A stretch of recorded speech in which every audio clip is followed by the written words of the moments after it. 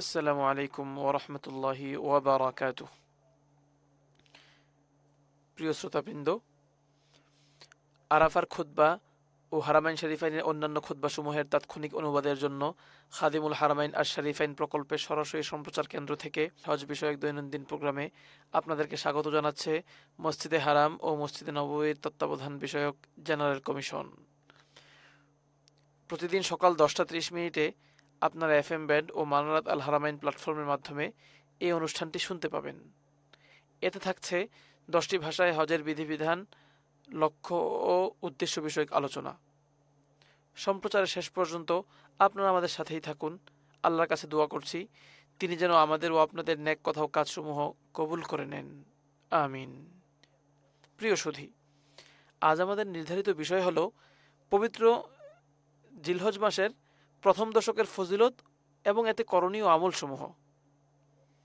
আল্লাহ পাক বলেন, আউযু বিল্লাহি মিনাশ শাইতানির রাজিম, বিসমিল্লাহির রহমানির রহিম, ওয়াল ফজর ওয়া লায়ালিন আশর। অনুবাদ, ফজরের শপথ, সময়ের শপথ, ওয়া লায়ালিন আশর, এবং 10 রজনীরও শপথ। এখানে মুফাসসিরিনে কেরামগণ এই 10 রজনী বলতে তারা ব্যাখ্যায় বলেছেন, এখানে আল্লাহ তাআলা যিলহিজ্জা মাসের প্রথম দশককেই বুঝিয়েছেন।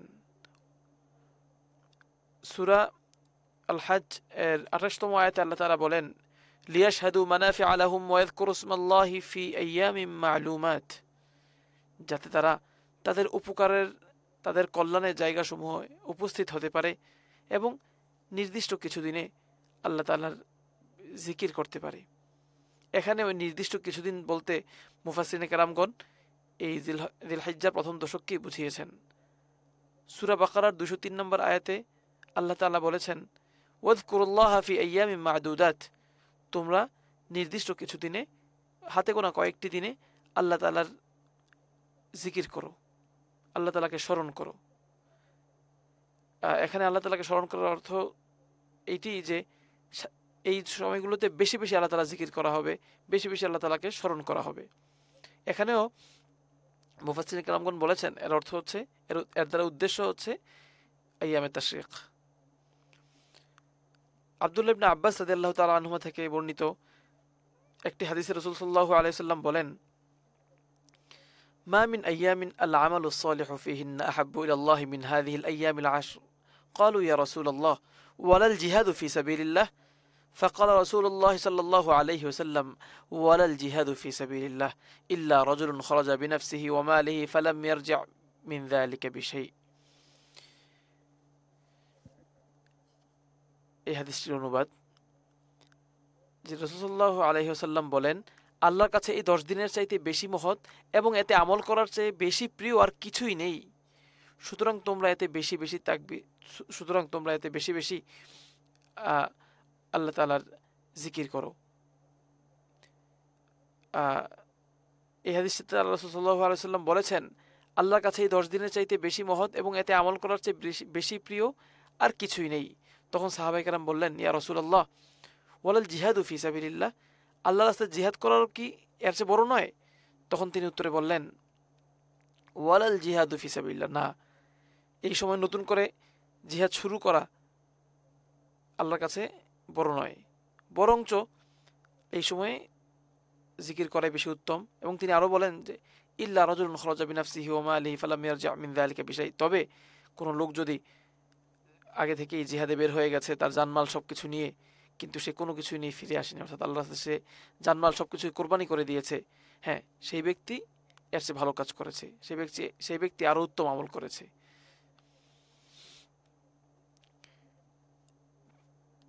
প্রিয় শ্রোতাবৃন্দ, এই দিনগুলোতে অনেক অনেক ফজিলতের কথা বর্ণিত রয়েছে। এই দিনগুলোতে ইবাদত করার ফজিলত অনেক বেশি। আমরা বর্তমানে এই যিলহিজ্জার প্রথম দশক অতিবাহিত করছি। আল্লাহ তাআলা আমাদেরকে এই দিনগুলোর সঠিকভাবে মূল্যায়ন করা এবং এতে যে আমলগুলো বর্ণিত হয়েছে সেগুলো যথাযথভাবে পালন করার তৌফিক দান করুন, আমিন। এখন আমরা আলোচনা করব যিলহিজ্জার প্রথম দশকে কি কি আমল করা যেতে পারে, অথবা এই সময়ে কোন আমল বেশি তাৎপর্যপূর্ণ। প্রিয় সুধী, এই দিনগুলোতে করণীয় বিধানসমূহের মাঝে রয়েছে জিলহিজ্জার প্রথম 10 দিনের মধ্যে 9 দিনই সাওম পালন করা, অর্থাৎ এই 9 দিনই রোজা রাখা। এর মাঝে আরাফাত দিবসের রোজা বেশি তাৎপর্যপূর্ণ। আবু কাতাদা রাদিয়াল্লাহু তাআলা আনহু থেকে বর্ণিত, রাসূল সাল্লাল্লাহু আলাইহি ওয়াসাল্লাম বলেন, সিয়ামু ইয়াউমি আরাফা আহতাসিবু আলাল্লাহি আন ইউকাফিরা সানাতা আল্লাতী বা'দাহু ওয়াস সানাতা আল্লাতী ক্বাবলাহ। যে আরাফার রোজার ব্যাপারে আমি আল্লাহর কাছে আশা করি যে এটি পূর্বের 1 বছরের ও পরের 1 বছরের কাফফারা হবে। অর্থাৎ এই আরাফার এই রোজা রাখার দ্বারা পূর্বের 1 বছরের যত সগীরা গুনাহ আছে সেই সগীরা গুনাহ আল্লাহ তাআলা মাফ করে দিবেন। এই সবগুলো সগীরা গুনার জন্য এই আরাফার রোজাটি কাফফারা হবে। একইভাবে পরবর্তী 1 বছরের সকল সগীরা গুনার জন্যও এই রোজাটি কাফফারা হবে। আল্লাহ তাআলা আমাদেরকে এই মহাফজিলতে ধন্য করুন এবং আল্লাহ তাআলা আমাদেরকে এই আমলগুলো পরিপূর্ণভাবে তার সন্তুষ্টির জন্যই আদায় করার তৌফিক দান করুন।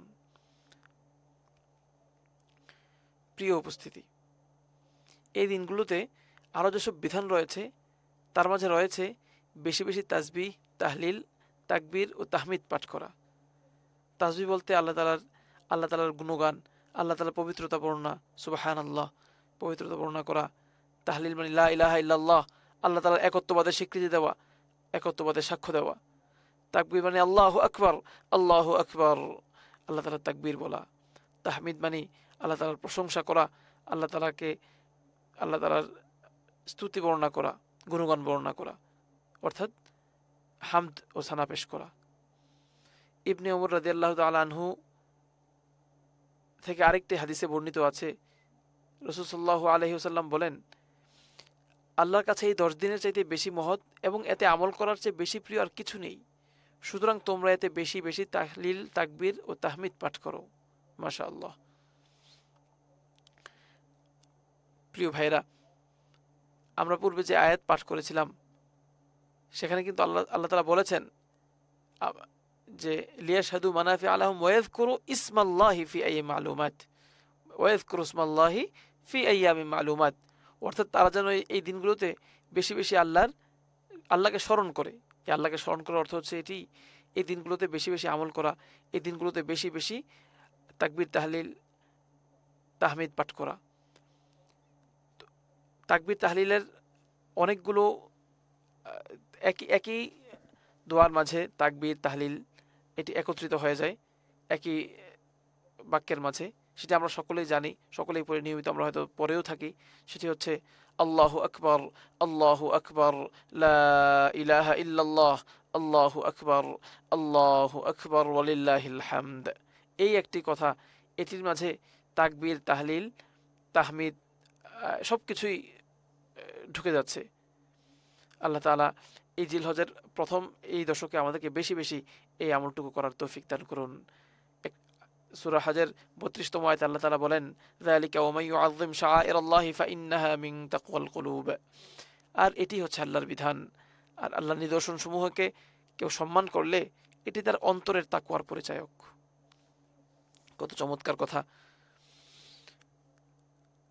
বুখারীতে ইবনে ওমর রাদিয়াল্লাহু তাআলা আনহু ও আবু হুরায়রা রাদিয়াল্লাহু তাআলা, ইবনে ওমর রাদিয়াল্লাহু তাআলা আনহুমা এবং আবু হুরায়রা রাদিয়াল্লাহু তাআলা আনহু থেকে বর্ণিত, তিনি বলেন, ইমাম বুখারী বর্ণনা করেন যে তারা দুজন এই জিলহিজ্জার প্রথম দশকে বাজারের দিকে বের হতেন এবং ফায়ুকাব্বিরান, বাজারে বের হয়ে জোরে জোরে তাকবীর পাঠ করতে শুরু করতেন।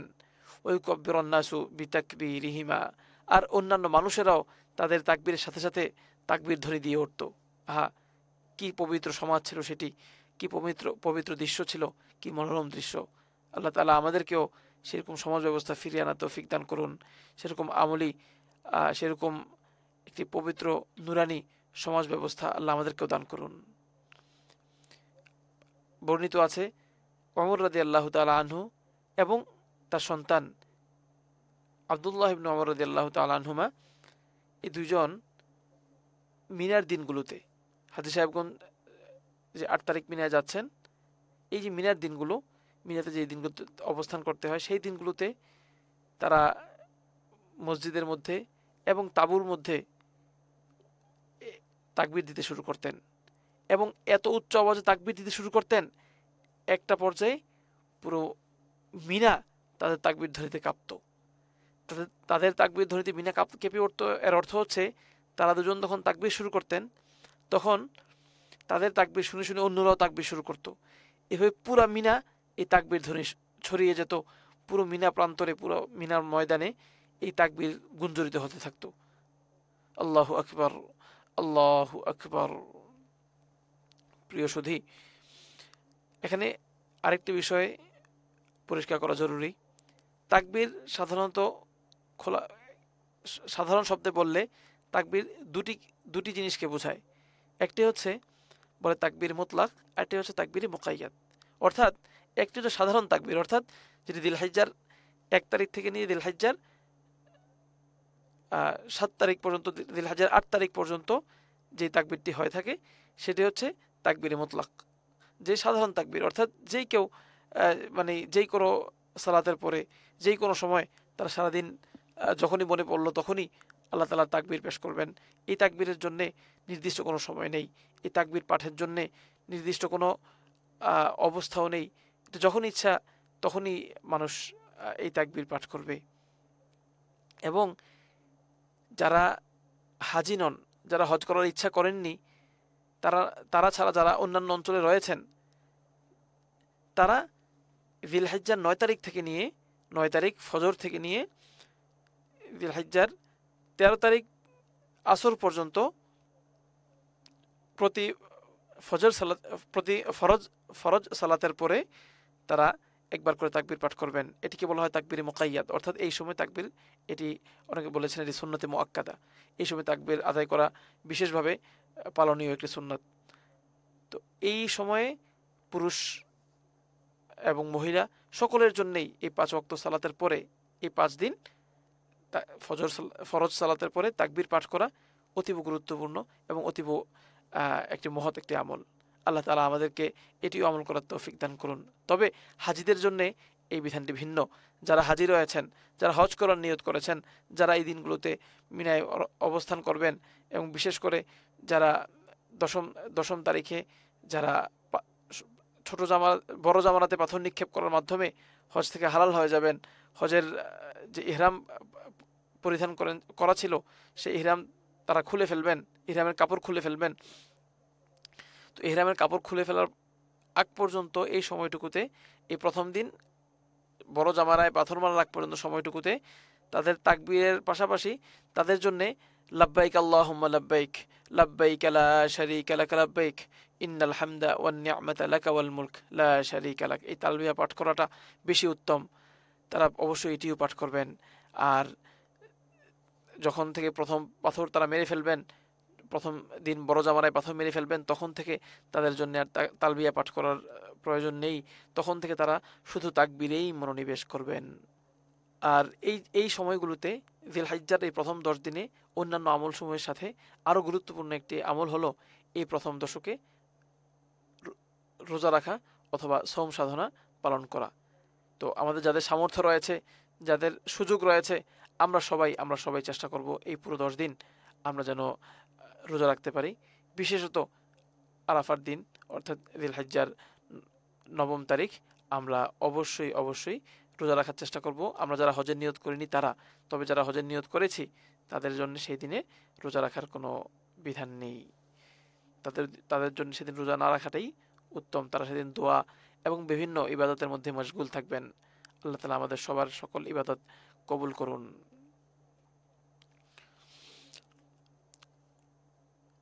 আজকের পর্বের শেষ পর্যায়ে আমরা চলে এসেছি।